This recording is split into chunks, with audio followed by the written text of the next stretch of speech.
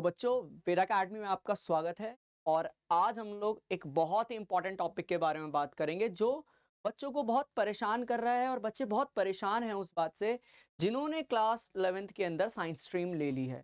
उनके ब्रेन में ऐसे थॉट्स आ रहे हैं, वो परेशान है, ऐसी ऐसी बातें आ रही हैं कि इतना ज़्यादा परेशान हो चुके हैं कि सिलेबस को देखकर कि क्या हमने सच में जो है गलती करी क्लास 11th के अंदर साइंस स्ट्रीम लेकर। सबको लग रहा है कि क्या मैंने साइंस स्ट्रीम लेकर गलती करी है। काफ़ी सारे बच्चों के मैसेजेस आ रहे हैं टेलीग्राम चैनल पर और इंस्टाग्राम पर मैसेज आ रहे हैं। कुछ बच्चे मुझसे डायरेक्ट कांटेक्ट करते हैं और बोलते हैं कि सर मुझे ऐसा लगता है कि मैंने ना एक गलती कर दी है साइंस स्ट्रीम लेकर। क्यों? क्योंकि क्लास 10th के अंदर मैं बहुत अच्छे से पढ़ाई करता था। चैप्टर था, उसके एक्सरसाइजेस के क्वेश्चन सॉल्व करता था और मेरा आराम से काम बन जाता था और नंबर एकदम बढ़िया आते थे। लेकिन सर 1 जुलाई से मेरा सेशन शुरू हुआ था, ठीक है? कुछ स्कूल्स के स्टार्ट हुए थे हमारे और कुछ में क्या था कि अप्रैल से ही सेशन स्टार्ट हो चुका था।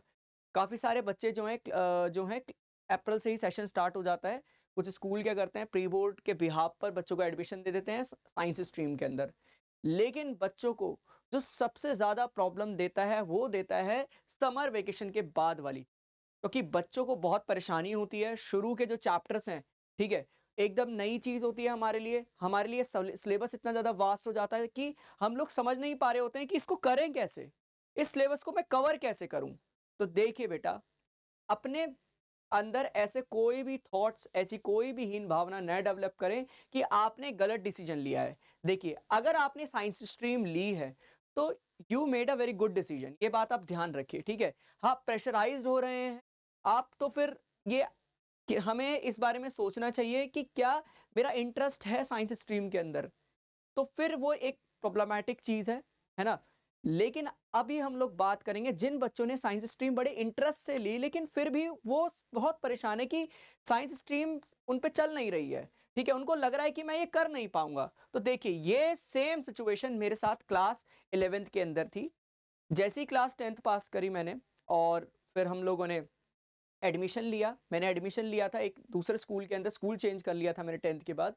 और मैंने पहला दिन जो था मेरा 1 जुलाई को स्कूल ओपन हुए थे और मेरा जो पहला दिन था स्कूल का, उसी दिन मैंने फिज़िक्स, केमिस्ट्री और बायोलॉजी के 1-1 घंटे का पीरियड पूरा हम लोगों ने पढ़ाई करी, पूरी क्लास ने। और घर आके इतना बुरा सर दर्द हुआ मेरे, मैं इतना परेशान हो गया, अपना सर लेकर बैठ गया और मैंने पहले दिन ही पापा से कह दिया, अपने पिताजी से मैंने बात करी कि पापा मुझसे साइंस स्ट्रीम नहीं होगी, इतना ज़्यादा सिलेबस है, एक ही दिन में इतना सारा, तो मैं इसको 11th-12th कैसे करूँगा पापा जब मुझसे एक दिन नहीं ये झेला गया, इतना ज़्यादा प्रेशर कि एक दिन में पूरा मतलब हम लोग इतने पूरे दिन पढ़ते रहे, है ना? तो मैंने कहा पापा ये तो बहुत ज़्यादा एकदम मेरे को बर्डन सा लग रहा है क्योंकि पहले इतनी देर पढ़ाई होती ही नहीं थी। आधे घंटे का पीरियड ही हुआ, उसमें भी आधे टाइम तो इधर-उधर की बातें ही हो रही हैं, ठीक है? लेकिन ऐसा मैंने कहा कि लगातार 1 घंटा ऐसे एक सब्जेक्ट, उसके बाद दूसरा सब्जेक्ट, उसके बाद दूसरा सब्जेक्ट और ऐसे-ऐसे टॉपिक्स, मतलब बिल्कुल ही नए टॉपिक है, पूरा ही दिमाग लगाना पड़ रहा है इसके अंदर और इतना ब्रेन का प्रयोग तो कभी किया नहीं। ठीक है? तो ये सारी बातें मुझे बहुत परेशान करती रहीं कि मैंने कहा पापा मुझे नहीं लगता है मैं साइंस स्ट्रीम ले पाऊँगा और मैं चाहता हूँ कि मैं ह्यूमैनिटीज़ ले लूँ। तो मेरे पिताजी ने मेरे से एक बात कही कि बेटा साइंस स्ट्रीम की चॉइस तुम्हारी थी। तुम्हारा बचपन से ही साइंस में इंटरेस्ट था। तुम्हें साइंस ही परस्यू करना है, साइंस के सब्जेक्ट को ही परस्यू करना है। तो आपने कोई गलती नहीं करी है। ठीक है? बस फ़र्क इतना है कि जब-जब हम लोग को के ऊपर प्रेशर पड़ता है तो मतलब हम लोग निखर रहे हैं।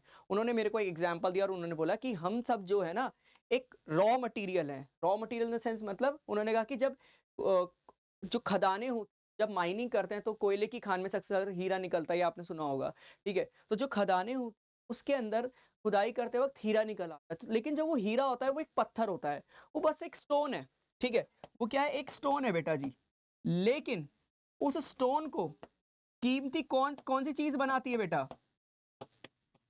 उसको कीमती कौन चीज़ बनाती है? उसके ऊपर लगे हुए प्रेशर और कर्व्स।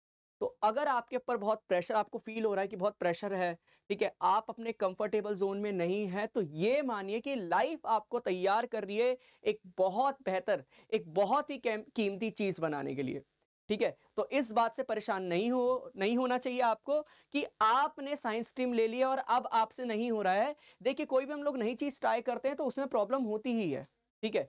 हाँ या नहीं? जब भी कोई नया चेंज आता है लाइफ़ के अंदर तो हम लोग डिस्कम्फर्ट फील करते ही हैं। तो इस डिस्कम्फर्ट को अपना फेलियर मत मानिए। लाइफ आपको तैयार करिए कि स्टोन से आपको एक कीमती चीज बनाने के लिए। और ये काम किस वजह से हो पाएगा? जब हम लोग इसके अंदर क्या डालेंगे? हार्ड वर्क और बेटा जी पेशेंस। अगर ये दोनों चीजें आपके पास हैं तो आप लाइफ की किसी भी रेस के अंदर सक्सीड कर जाएंगे। आप जरूर चाहे जीते ना, लेकिन आप इतना कुछ सीख लेंगे कि आप लाइफ के दूसरे रेस में जीत जाएंगे। समझ रहे हैं? तो ऐसा जरूरी नहीं है कि अगर मैं इस रेस में हार गया हूं तो मैं अगली रेस में नहीं जीत पाऊंगा। आपने पहली रेस से कुछ ना कुछ सीखेंगे ही। ठीक है? तो life is not all about competition. आप हमेशा सीखने पे ध्यान दीजिए। आप कितना सीख रहे हैं। ठीक है? तो आपने सबसे पहली बात कोई गलती नहीं की है साइंस स्ट्रीम लेकर, इस बात से को बिल्कुल भी दिल से नहीं लगाना है। आपकी चॉइस थी, आपका इंटरेस्ट था साइंस स्ट्रीम लेने का। समझ रहे हैं आप या नहीं? ये आपकी इंडिविजुअल चॉइस थी कि आपको साइंस के अंदर ग्रोथ दिखती। और है भी साइंस के अंदर ग्रोथ, मैं क्यों ना कहूं। ठीक है? क्योंकि मैं भी एक साइंस स्टूडेंट रहा हूं, है ना? मैंने भी बीएससी ऑनर्स केमिस्ट्री करा है और उसके बाद एमएससी करी है इन ऑर्गेनिक केमिस्ट्री। तो मैं भी एक प्योर साइंस स्टूडेंट रहा हूं।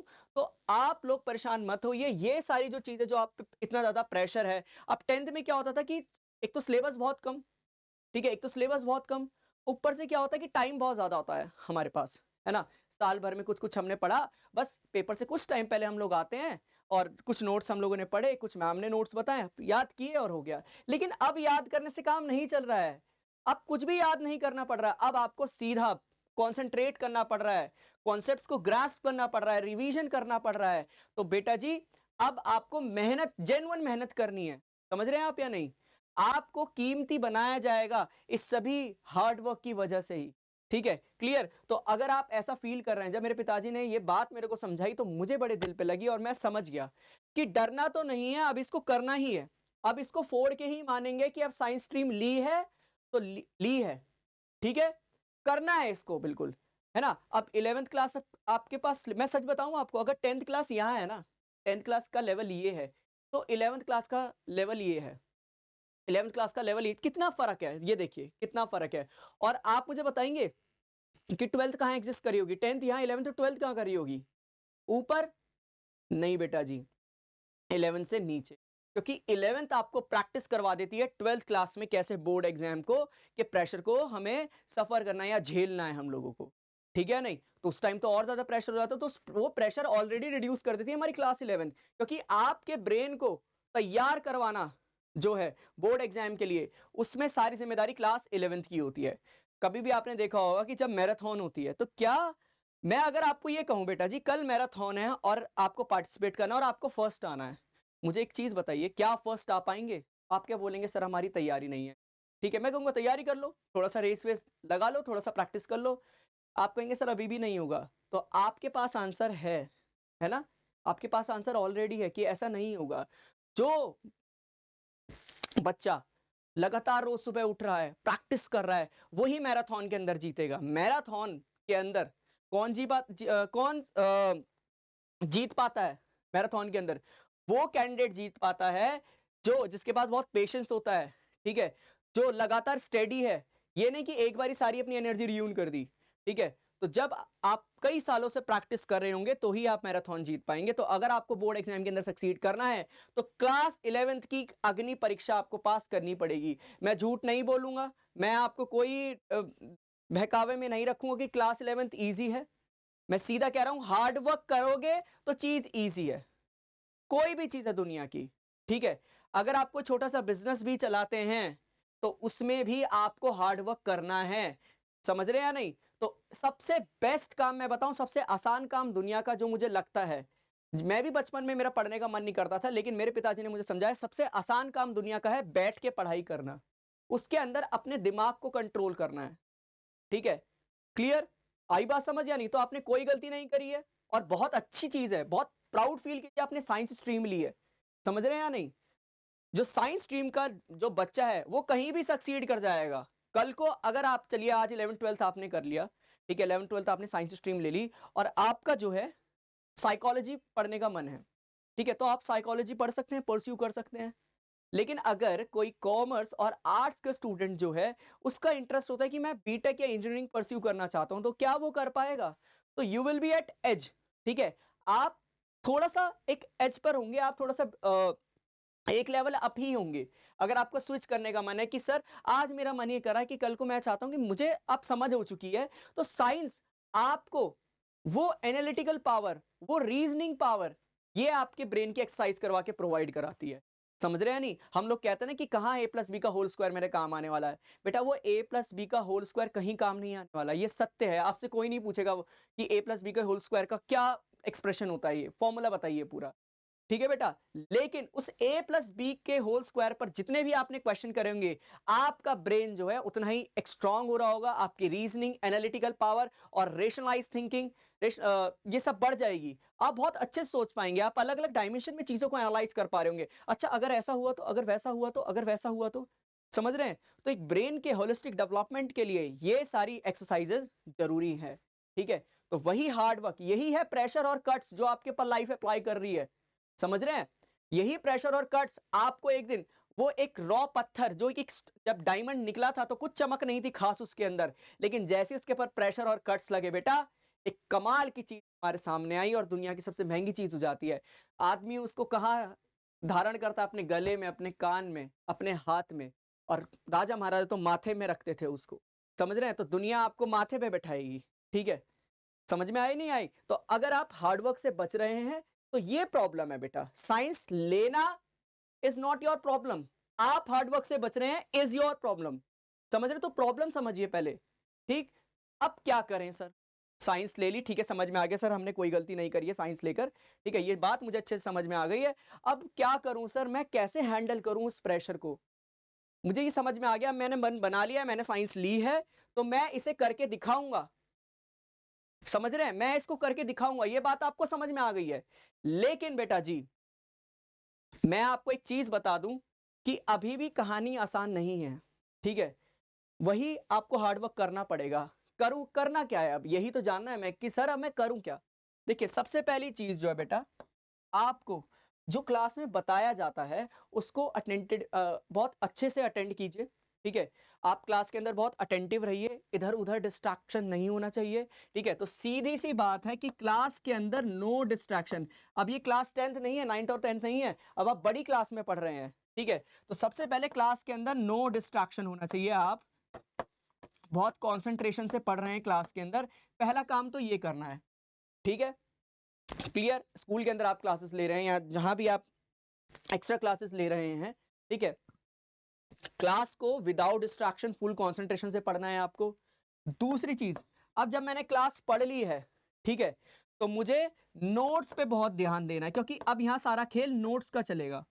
ठीक है, आपको क्लास के अंदर जब टीचर लिखवाते हैं, नोट्स बनवाते हैं, होता है अक्सर, मेरे साथ भी होता था, मुझे समझ में नहीं आ रहा था कि मैं क्या लिख रहा हूं, बस लिख रहा हूं कि कॉपी चेक करवानी है। लेकिन प्रॉब्लम अब और बड़ी है।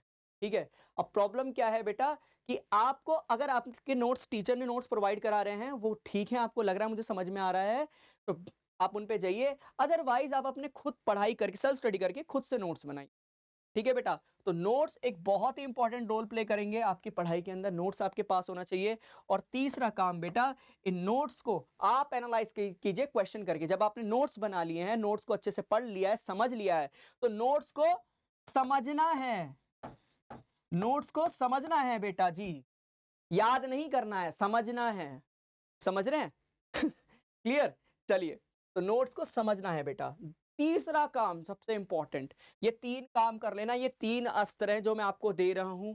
ठीक है, और आप अपने लक्ष्य को जरूर प्राप्त करेंगे, बिल्कुल आपका जो निशाना है लगेगा आपके लक्ष्य पे। ठीक है बेटा, तो तीसरा काम है practice. Practice makes a man perfect, ये आप एंड वीमेन टू, ये आपने कहावत सुनी। ठीक है, तो प्रैक्टिस करते रहिए। ठीक है, क्वेश्चन की प्रैक्टिस कीजिए, कॉन्सेप्ट्स की प्रैक्टिस कीजिए। ठीक है, ये तीन चीजें आपको करनी है, और इन तीन चीजों को करते हुए आपको क्या ध्यान रखना है? आपको पेशेंस जरूर रखना है, कि ऐसा नहीं है, आपके साथ कई बार होगा, आप कुछ पढ़ के गए हैं, पेपर के अंदर नहीं आया। आप कुछ पढ़ के गए हैं और पेपर के अंदर नहीं आया, पेशेंस रखिए, अगले पेपर के अंदर आएगा। अगर वो सिलेबस में है तो पूछा जाएगा ही जाएगा। समझ रहे हैं या नहीं? ठीक है, तो पेशेंस रखिए, वो लाइफ में कहीं ना कहीं काम जरूर आएगा। पर्सनल एक्सपीरियंस बता रहा हूं मैं अपना। ठीक है? क्योंकि कई बार हमारी किस्मत इतनी खराब होती है कि जो पढ़ के जाते हैं, जो छोड़ के जा रहे हैं वहीं पेपर के अंदर आ गया। जो पढ़ के गए थे वो पेपर में आया ही नहीं है। लेकिन बिल्कुल परेशान ना होना, आगे चलकर आपको वो चीज़ कहीं न कहीं हेल्प करेगी। ठीक है बेटा? और आप अपने आप ही एक्सपीरियंस करेंगे, तो आपको पेशेंस ज़रूर रखना है। ठीक है? हार्ड वर्क के अंदर कोई कमी नहीं लानी है, और इन काम को करने के लिए जो सबसे ज़रूरी जो चीज़ है, वो है ईमानदारी। वो है ईमानदारी। समझ रहे हैं या नहीं? आप ईमानदार होने चाहिए अपनी पढ़ाई को लेकर। अभी आपका काम है सिर्फ़ पढ़ाई, पढ़ाई, पढ़ाई, इसके अलावा कुछ नहीं। ठीक है? दोस्तों के साथ भी जाइए, आप बाहर भी खेलने जाइए, टीवी भी देखिए, सोशल मीडिया भी चाहिए, लेकिन चलाइए, लेकिन सबसे इंपॉर्टेंट चीज़ जो प्रायोरिटी है, वो है आपकी पढ़ाई। अगर आप ये काम नहीं कर रहे हैं ना, तो आप अपने साथ धोखा कर रहे हैं, अपने पेरेंट्स के साथ धोखा कर रहे हैं, अपने टीचर्स के साथ धोखा कर रहे हैं, सोसाइटी के साथ धोखा कर रहे हैं। समझ रहे हैं? तो इस टाइम पर आपको सबसे लिए ज़रूरी है, सबसे ज़्यादा ज़रूरी है पढ़ाई आपके लिए। तो आपको अपने काम से, अपनी पढ़ाई से बहुत ज़्यादा ईमानदार रहना है। समझ रहे हैं आप? ठीक? तो ये चीज़ें आपको करनी है। ठीक है? और हार्ड वर्क ज़रूर करना है। There is no substitute to hard work. ये मेरी लाइफ़ का मूल मंत्र है जो मैं आपको दे रहा हूँ। ठीक है? जब पुराने ज़माने में क्या होता था, जब गुरु किसी को अपना शिष्य बनाता था, तो क्या करता था कि गुरु जब किसी को अपना शिष्य बनाता था, तो वो क्या करते थे, बनाते थे, सॉरी, जब गुरु किसी को अपना शिष्य बनाते थे, ठीक है? तो वो क्या करते थे, उसको एक मंत्र दिया करते थे कि तुम ये मंत्र उसके कान में फूँका करते थे, ठीक है? आज भी ऐसा होता है। तो वो कहते थे कि आज से आप हमारे शिष्य हैं और आप हमारे कहने पे चलेंगे। तो मैं आपको एक बड़ा भाई होने के नाते, एक टीचर होने के नाते, एक गुरु होने के नाते आपको ये मूल मंत्र देना चाहता हूँ। क्या है ये? There is no substitute to hard work. मेरे पीछे दोहराइए, there is no substitute to hard work. ठीक है? जो मेहनत है उसकी जगह कोई नहीं ले सकता है। चाहे बेटा जी आप देखिए 11th-12th तो करनी है। ऐसा आपने बहुत सोचा होगा कि क्या ज़रूरी है क्या पढ़ाई?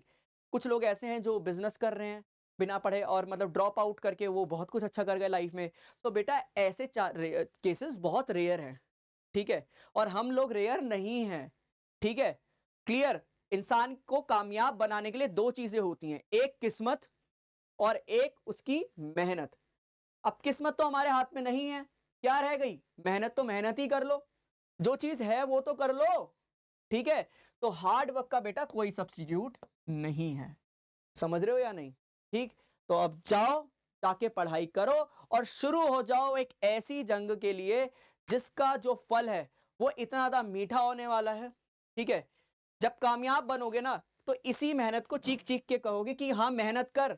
भाई तू भी मेहनत कर, तू भी मेहनत, तू भी मेहनत कर। समझ रहे हैं? तो ये मूल मंत्र याद रखना, there is no substitute to hard work. Clear? याद रखना इसको ज़रूर। तो ये मैं आपको छोड़ के जा रहा हूँ आपके लिए एक मंत्र, इसको फ़ॉलो करते जब भी ना मन करे पढ़ाई करने का, तो बड़ा-बड़ा कहीं अपनी स्टडी टेबल पे कहीं लिख लो, there is no substitute to hard work. तो समझ जाना आपको क्या करना है। ठीक है बेटा? चलिए, तो एक और वीडियो लेकर आऊँगा आपके लिए कि कैसे पढ़ाई करनी है आपको इस बारे में, ठीक है? तो चैनल को सब्सक्राइब करना है, और हमारी लाइव क्लासेस आने वाली हैं 1 अगस्त से। आप जल्दी से जाकर हमारे पेज को सब्सक्राइब कीजिए, ठीक है? और लाइव क्लासेस को लेना ना भूलिए, आपको बहुत ज़्यादा हेल्प करेंगी लाइव क्लासेस जो हैं, ठीक है? उसमें मैं आपको केमिस्ट्री पढ़ाऊँगा, चैप्टर 1 से ही हम लोग स्टार्ट करेंगे, ठीक है बेटा? चलिए, तो अब मिलते हैं आपसे नेक्स्ट वीडियो में, लेकिन जाने से पहले कमेंट सेक्शन में बताना आपको नेक्स्ट वीडियो जो है किस टॉपिक पे चाहिए। आपके डाउट्स जो हैं वो कमेंट सेक्शन के अंदर आने चाहिए।